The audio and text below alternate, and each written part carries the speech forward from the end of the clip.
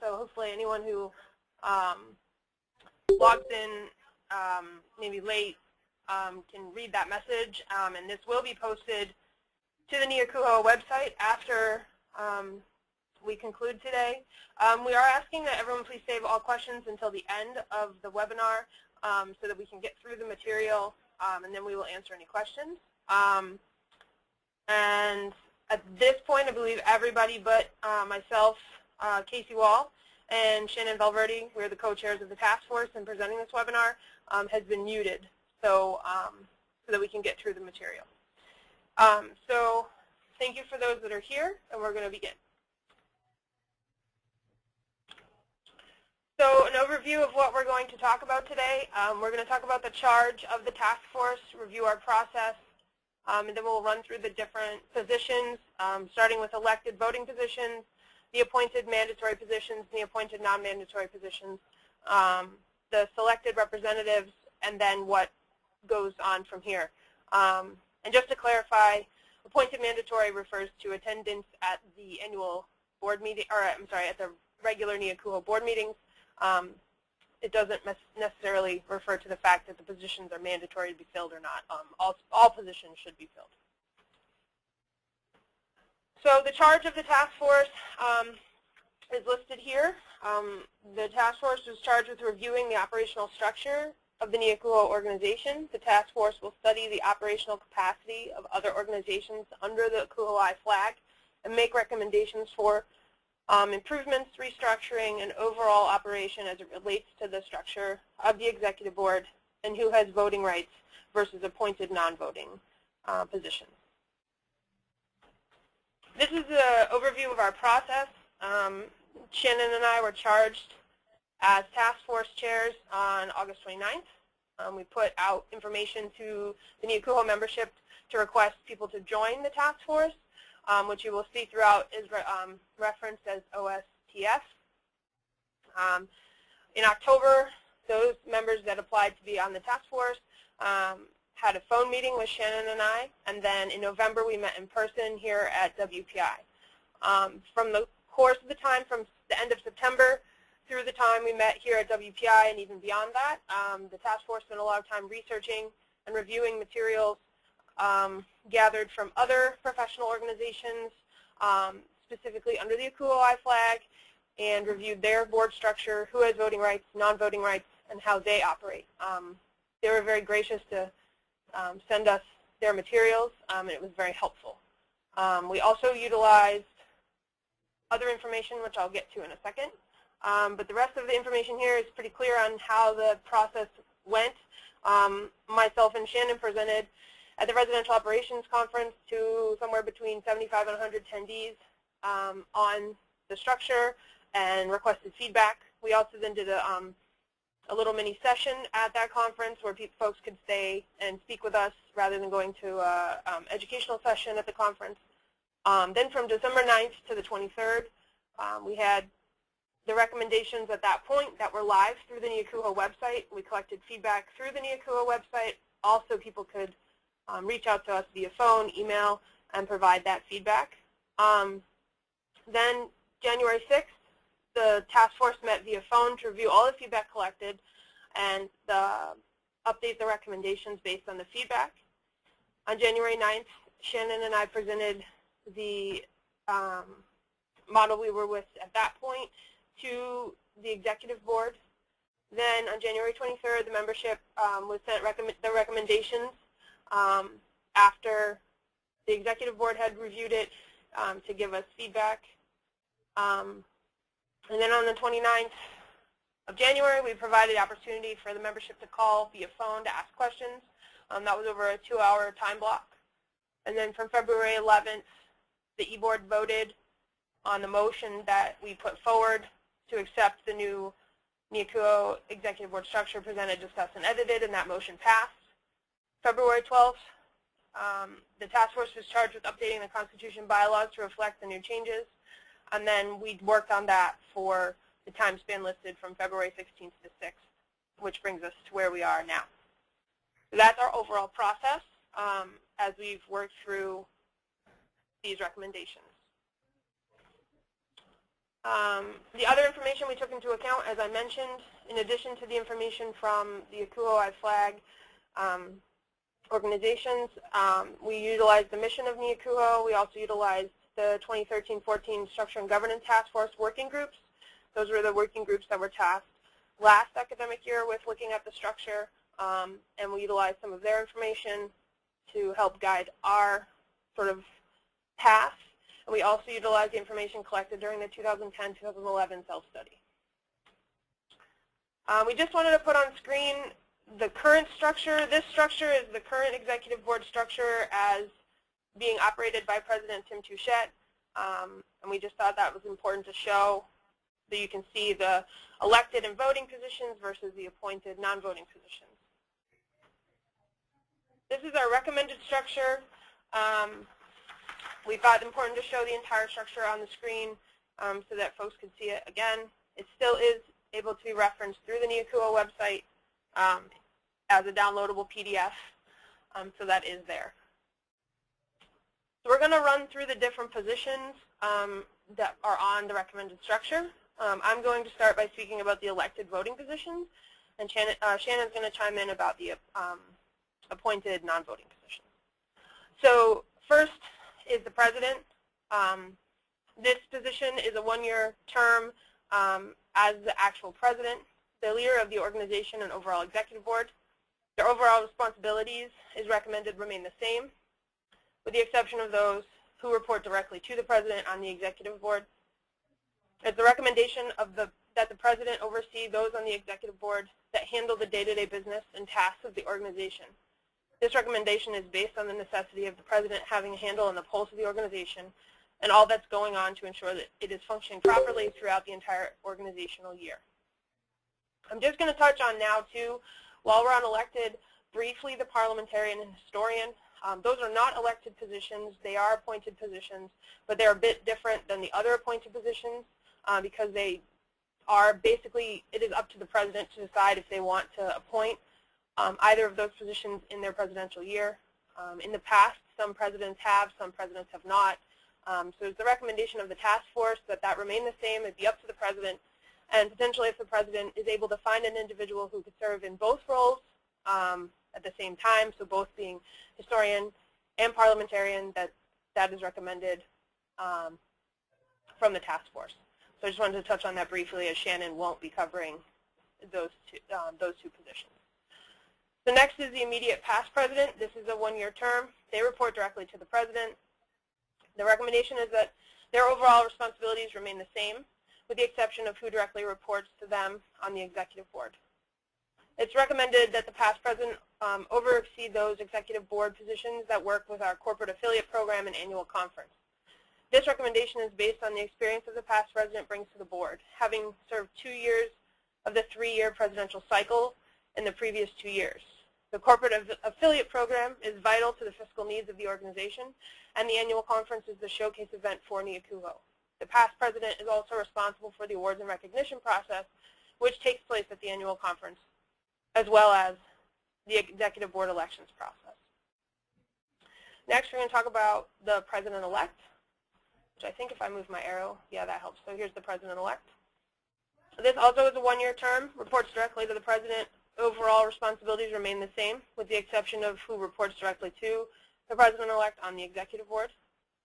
In order to serve as the president-elect is the recommendation that one must have previously served on the executive board in some capacity. So essentially, in order to run for that position, that is the recommendation. It's recommended that the president-elect oversee the members at large and their subsequent representative subgroups. This recommendation is based on the need for the president-elect to know those on the executive board that are representing the membership and helping to gather new members, information, data, and possible host institutions for the upcoming year. The president-elect is also responsible for the selection of the following year's calendar of events and locations and appoints individuals to the executive board of their presidential year. Next, I'm going to talk about the communication coordinator, which is right here. The communication coordinator, it is recommended that the communication coordinator oversee the webmaster, secretary, and publications chair, and report directly to the president.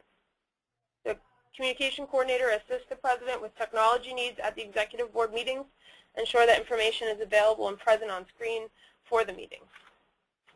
They work with the professional development coordinator and annual conference chair to provide timelines for each NEACUHO conference and event as it relates to online registration, marketing, and information flow.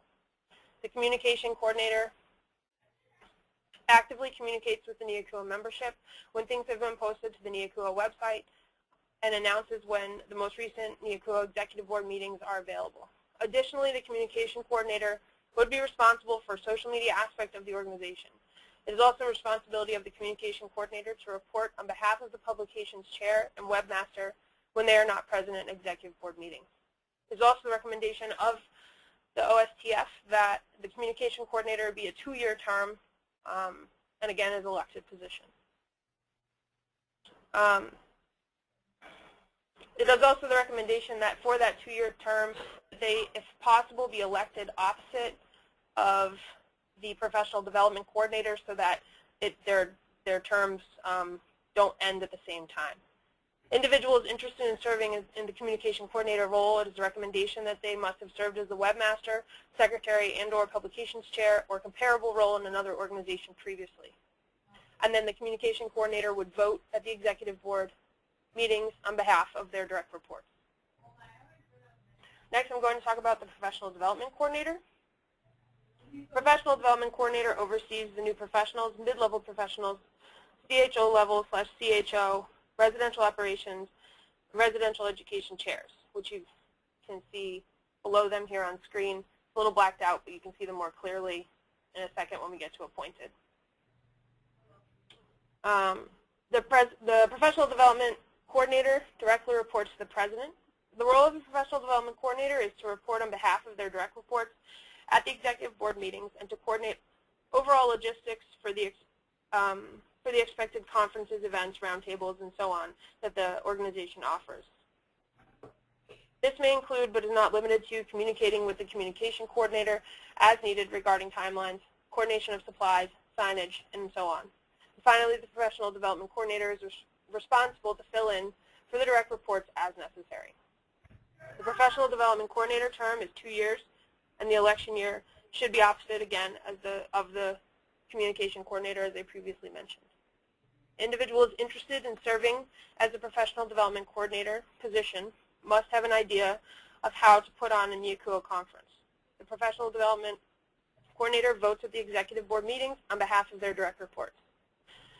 It is the recommendation of the task force that the creation of the roles of communication coordinator and professional development coordinator is to ensure the support and accountability for the positions reporting to them and a direct line to the president to ensure overall maintenance of day-to-day operations for the organization. We're going to talk next about the membership coordinator. Currently, the membership coordinator is appointed until the 2-year term and reports to the past president. Again, this is on this current executive board under President Tim Touchette. It is recommended that the membership coordinator be elected voting position that reports directly to the president. This recommendation is based on the premise that the president is responsible for the overall organization and its members, and so therefore the membership coordinator having an elected voting role makes sense. The treasurer is the next one here I'm going to talk about. Currently, the treasurer is elected in voting position and reports to the past president. It is recommended the treasurer remain elected in voting but report directly to the president and serve a 3-year term. The incoming treasurer's term shall begin at the close of the annual conference immediately following the elections process. The treasurer's term will end at the end of the calendar year following the 3rd annual conference of the term. This allows for a seamless transition between the incoming and outgoing treasurers. The treasurer's responsibilities would remain the same as they currently are, including oversight of the financial task force. As is currently outlined in the NEACUHO Constitution, no elected position can be filled by the same individual for consecutive terms, and consideration may be given to newly created positions that will require special transitions if the recommendations are accepted by the membership. Additionally, an elections committee will be created and chaired by the past president. This committee will work with the past president to vet candidates for elected positions based on the requirements listed. There will be 3 to 5 members for the members from the member institutions on the elections committee. That is also a recommendation from the OSTF. The last two elected positions I'm going to talk about are the members at large.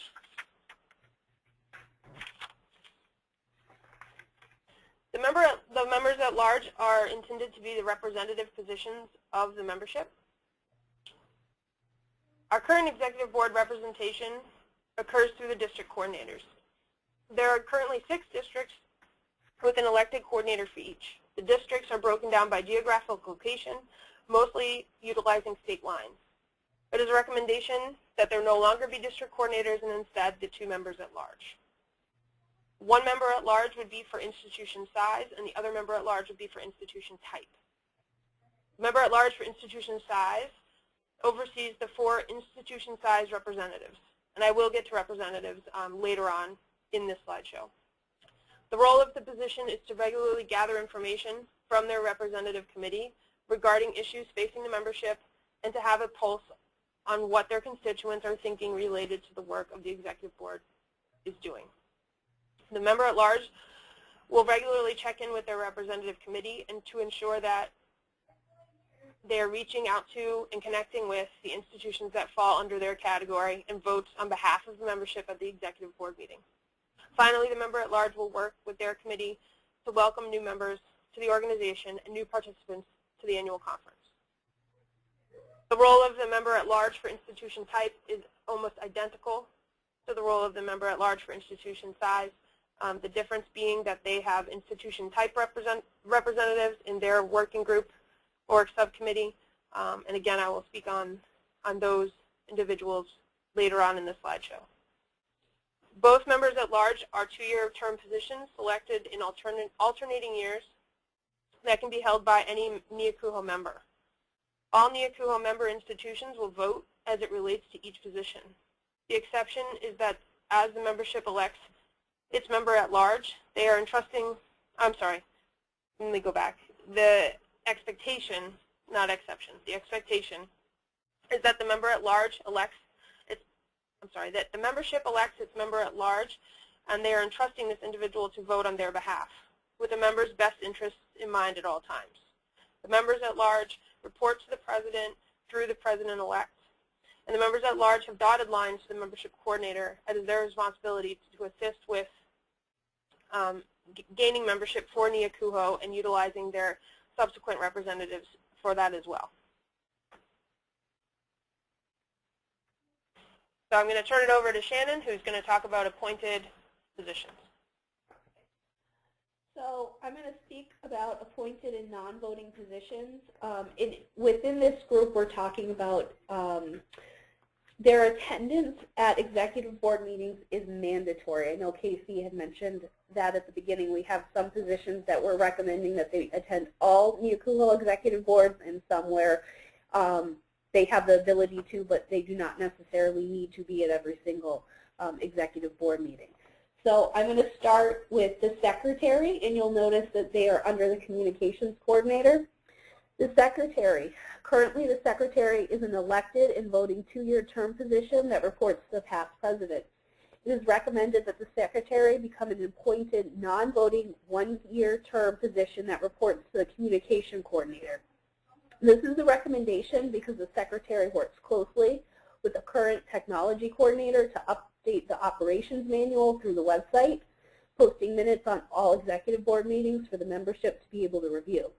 Changing the secretary position to one that is appointed and non-voting opens up the position to anyone in the membership to express interest.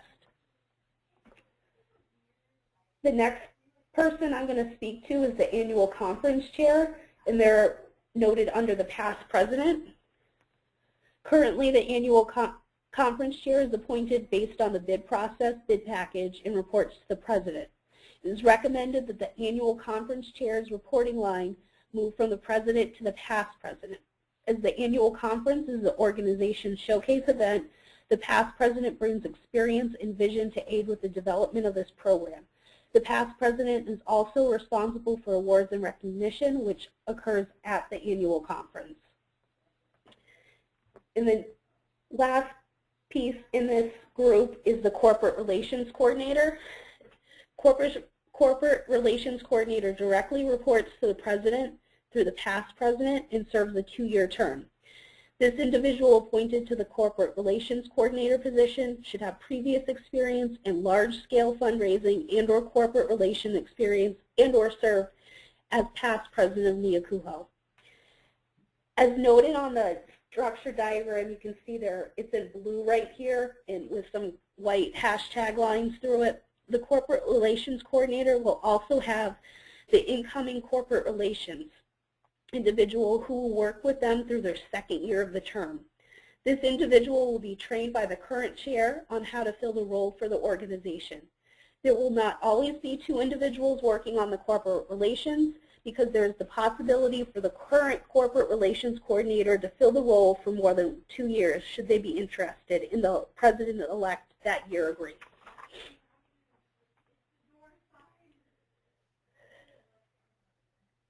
The next group that I will speak to are the appointed and non-voting positions where NEACUHO Executive Board meeting attendance is not mandatory. We did define what not mandatory attendance means. The individuals filling these roles will be encouraged to attend Executive Board meetings when possible or needed to do the immediate work of the organization or at the request of the President or designee. Upon review of numerous organizational structures on the purview of NEACUHO, the current e-board and the 2010-2011 self-study, the belief is that providing non-mandatory attendance status for these positions allows for talented professionals' involvement with little or no institutional support as apparent. So I'm going to start by speaking to the program chair, which you'll note is in blue where the arrow is currently.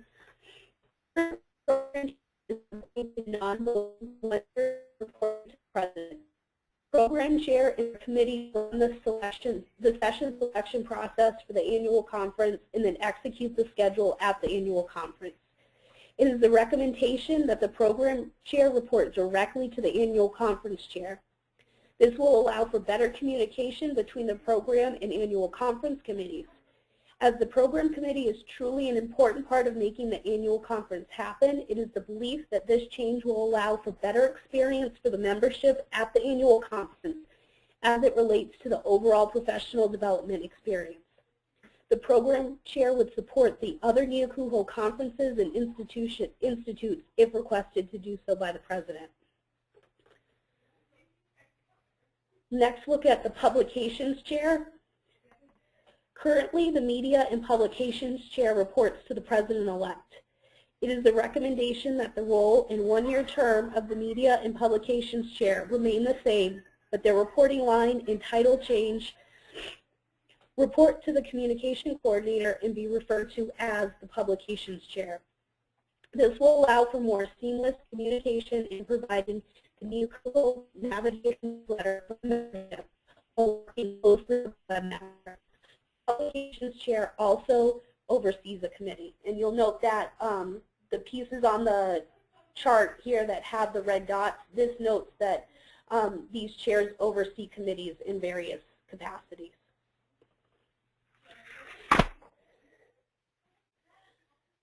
We're now going to look at this group under the Professional Development Coordinator. Professional Development Committee Chairs. These 5 positions already exist in a different form than listed below and are currently appointed positions. These positions have been restructured and reassigned for reporting to streamline the Executive Board while retaining the crucial work of each area. The position will remain appointed, non-voting, and report to the Professional Development Coordinator.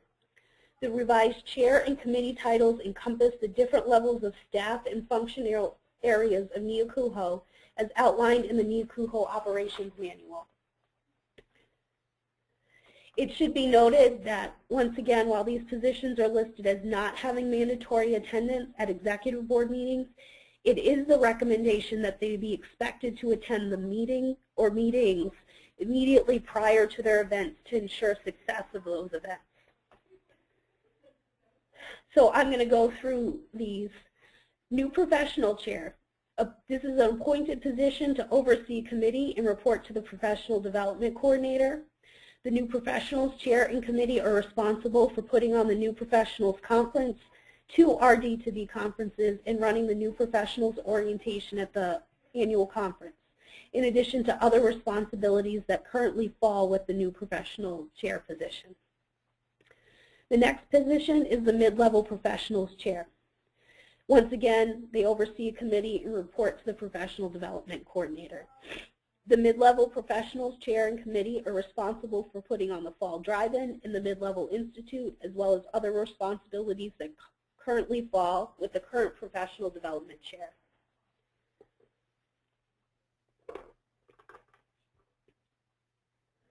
Senior level professionals CHO chair. Once again, appointed to oversee a committee and report to the professional development coordinator. The senior level professional CHO chair and committee are responsible for putting on events surrounding risk management and legal issues and the CHO Institute, as well as offering other offerings that the senior level and CHO members might find interesting and engaging. Residential Operations Chair, appointed position to oversee a committee and report to the Professional Development Coordinator. The Residential Operations Chair and the committee are responsible for putting on the Residential Operations Conference, in addition to all other responsibilities that currently fall with the Residential Operations Chair. And the last chair in this group, the Residential Education Chair, appointed position to oversee committee and report to the Professional Development Coordinator. The Residential Education Chair and committee are responsible for putting on the Social Issues Retreat Series, including the Women's Winter Renewal and roundtables on a variety of topics for the membership. The Residential Education Chair will be tasked with collecting information from the membership as needed as it relates to assessment and research when needed. They can also utilize the members at large in their subgroups for assistance.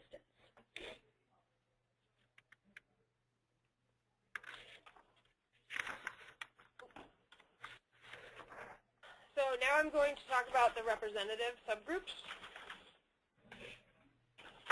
Sorry, 1 second.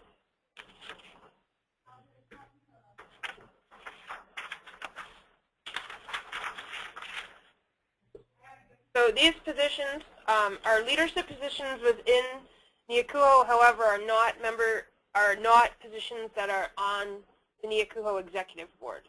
So these positions report to the appropriate member at large in the overall reporting structure of the organization. There are 4 representatives that report to the member at large for size and 3 that report to the member at large for type. Each group makes up the members at large subgroup, and similarly to a NEACUHO committee, do work on behalf of the executive board members they report to for the organization as a whole. So as you can see here on the chart, there's a small institution, medium, large, and extra large for size, and then there is a private, public, and community college for type. This representation change recommendation is based on discussion that members do not identify with other institutions solely because they are in the same state or district. With the ability to connect with others through multiple mediums instantaneously, being grouped together only based on geographic location does not seem to be relevant any longer. Members seek out information from others based on the institutional type and/or size and find that they are going through similar situations as other institutions of the same type or size. When institutions join NEACUHO, they self-select which size institution they are through the NEACUHO size scale and pay their dues accordingly. It is recommended that institutions should also self-select what type of institution they are when paying their dues. However, institution type will not change the dues. It is clear that NEACUHO member institutions would find that they fit into a category under the size pillar and the type pillar. The recommendation is that the institutions should have a say in who their representative is for their self-selected size and self-selected type, giving them a choice in selection under each representative pillar. The selection of representatives would be through a selection process that would run at the same time as the election process for the executive board positions. The role of the representative is to do just that, represent the membership that fits within their category under the pillar that they serve. The representatives will assist the membership coordinator in reaching out to institutions regarding membership, speak with their constituents about hosting future NEACUHO conferences and events, provide their member at large with information to report on at executive board meetings. Communication between representatives and their direct line will be important. To serve as a representative, an individual must work in an institution that fits the category that they would like to represent. It is more in line with organizational structures under the NEACUHO flag and feedback from the 2010 and 11 self-study from past reviews of the structure for the executive board. After analyzing roughly 180 institutions that fall in the Northeast region, we have found that there is a breakdown of numbers for institutions in each category. Institution size would be small would be 66, medium 49, large 45, extra large 21. For type, public would be 46, private 109, community college 18, but also then noting that each institution would have 2 representatives representing them as they would fit under each pillar. The belief is that having 2 representatives and 2 members at large for each institution in the membership will allow institutions to have more opportunity to reach out to someone they elected or selected to be part of the leadership or executive board of NEACUHO. It is also considered, it was also considered whether representation should have been done by position title, for instance, senior level professionals and CHOs, mid-level professionals, new professionals, and so on. After much discussion, it was decided institution representation was best based on organization, as an organization members join by institution, pay their dues by institution, and vote on NEACUHO business by institution. Institution type was considered to be important because it was found that there were more similarities that came up for institutions based on their type in addition to size. Additionally, the position titles are represented under the professional development committees in the functional area, which is believed to be more fitting. So next I'm just going to briefly read through some additional points related to the recommendations. It is recommended that downsizing the overall voting of the executive board from 11 members to 9. These counts include the president, who only votes to break a tie. By adding additional layers of elected committee members, the voters have an obligation to communicate with their membership and represent accordingly. Quorum is currently 6, and under the recommended structure, quorum would be 5. Due to transition recommendations, the 2015 and 16 year would have 11 voting members and quorum would still be 6. Based on recommendations, when the executive board meets and only mandatory to attend members are in attendance, there will be 14 individuals around the table. If all members of the executive board, including the mandatory to attend members and not mandatory to attend members, are present, there will be 23 individuals around the table. Currently, when the executive board meets, there are 28 individuals around the table. It is a belief that the recommendations put forward will create positions that will allow for more individuals to be involved at the executive board level through more reasonable elected positions. It is also believed that these recommended changes will allow for overall operating budget of the executive board to be decreased. So now what? We will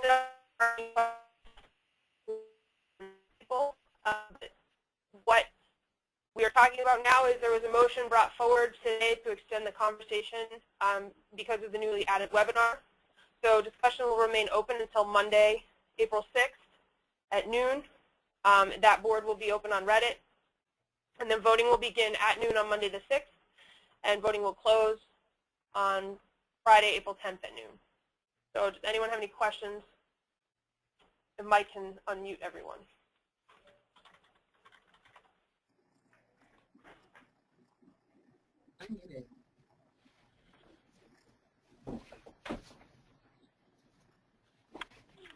Great job, Casey. Thank you. Thank you. I think at this point we are good if there are no questions from anyone who's on the call. So we thank you for being here, and like I said, this video will be reposted to the website, and have a great weekend. You too.